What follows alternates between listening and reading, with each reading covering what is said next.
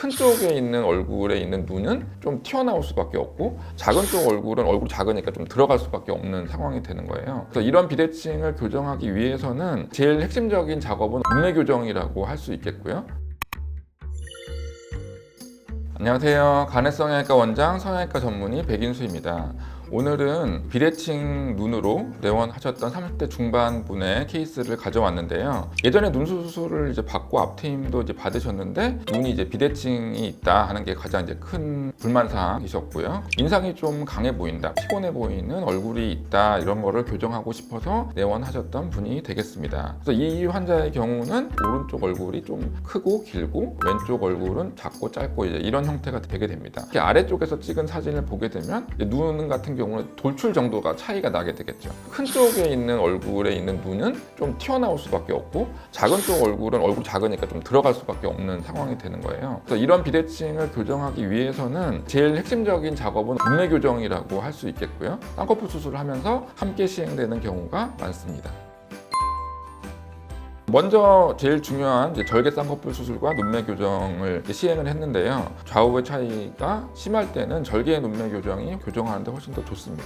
비절개 방식은 눈매 교정을 할 수 있는 양의 한계가 조금 있고 재발도 좀 잦은 편이라서 절개 하시는 편을 좀 추천을 드리고, 그 절개를 통해서 쌍꺼풀의 절개선의 위치뿐만 아니라 위쪽으로 피부를 잘라내는 양도 좀 조절할 수 있기 때문에 비대칭 눈에서는 조금 더 효과적인 방법이라고 할 수 있겠습니다. 그리고 안검 거근이라고 하는 눈 뜨는 근육에 그 너림줄이 있는데요. 근막을 이제 앞쪽으로 당겨주면 눈을 잘 떠지게 만들 수 있죠. 잘 안 떠지는 쪽 눈을 잘 떠지는 쪽 눈하고 비슷하게 만들어 주려면 눈매 교정이 꼭 필요하다고 할 수 있겠습니다. 그리고 이분은 이제 앞트임을 한번 하셨는데 함몰 쪽 눈에서는 조금 아쉬울 수가 있겠죠. 실제적으로도 약간 몽고주름이 남아있는 형태가 보이게 되고 있어서 이런 부분을 교정해주기 위해서 이제 왼쪽 부분만 앞트임을 살짝 시행해서 그나마 좀 돌출된 느낌이 날 수 있도록 했던 경우가 되겠습니다. 세 보이거나 이제 피곤해 보이는 인상을 교정하기 위해서는 눈을 조금 밝게 만들어주고 부드러운 인상을 만들어주고 이런 작업이 필요한데요. 여기서 봤을 때 눈에서 제일 좀 신경 쓰인다고 볼 수 있는 부분은 눈 밑에 이제 다크서클이 되겠습니다. 애교살이 밋밋해 보여지는 이런 현상도 같이 가지고 계셨기 때문에 좀 세 보이는 느낌도 있을 수 있어요. 근데 만약에 다크서클을 해결하지 않고 애교살만 만들면 애교살이 예쁘게 드러나는 게 아니라 다크서클이 두 개인 것처럼 보인다든지 이런 좋지 않기 때문에 눈 밑에 눈물고랑이 있다든지 눈밑 지방이 튀어나왔다든지 이런 식으로 다크서클이 있을 때는 이 부분을 꼭 해결해주고 애교살을 만들어줘야지만 좋은 결과가 있을 수 있겠습니다. 그래서 눈밑 지방 재배치를 이제 시행을 했는데요. 이제 눈 안쪽으로 결막 쪽으로 접근을 하기 때문에 겉으로 드러나는 절개가 없어서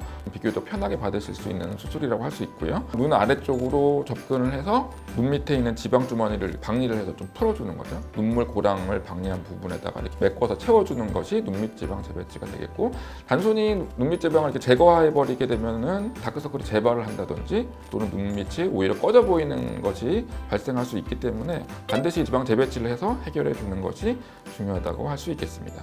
근데 이분은 아까 말씀드렸지만 비대칭이 있기 때문에 애교살도 큰 쪽 얼굴에 있는 애교살이 크고 작은 쪽에 있는 애교살은 좀 작게 됩니다. 그렇기 때문에 이것도 조금 섬세하게 봐줘서 큰 쪽에 있는 애교를 넣을 때는 덜 넣고 작은 쪽에 있는 애교를 넣을 때는 살짝 더 넣고 반대쪽 눈에 가까워질 수 있도록 이제 시술을 해줬다고 보시면 될 것 같아요. 그 마지막으로 눈에 간접적인 변화를 주기 위해서 이마 거상을 실시했는데요. 눈썹의 위치 차이에 의한 비대칭 때문에도 또 눈의 비대칭이 또 발생할 수가 있습니다. 큰 쪽에 있는 얼굴은 아무래도 크고 길기 때문에 눈썹 자체도 올라가 있는 경우가 많고, 반대쪽에 작은 쪽 얼굴이 이제 작고 짧기 때문에 눈썹 자체도 밑으로 처져 있는 경우가 많죠.